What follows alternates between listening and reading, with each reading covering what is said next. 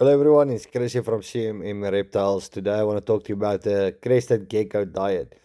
So here we are mixing a bit of Pangea. It's a 1-to-2 ratio where we you want about that consistency. We also give Ultimate Exotics Cresty food.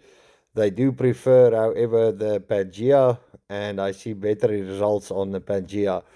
We do use Ultimate Exotics calcium powder with crickets, which we supplement weekly.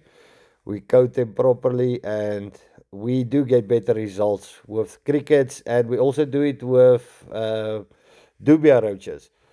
The only thing you must keep in mind, in nature, they will always take the opportunity of an insect, and you cannot only feed Pangea. A lot of people say you can. I can tell you now, that's a bad idea.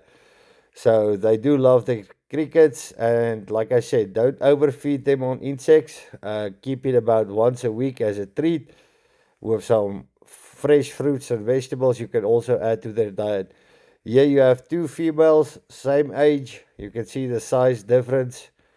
This one she ate mostly on an insect diet with Pangea, and this one only was on Pangea and some fruits. So it is better for your animals.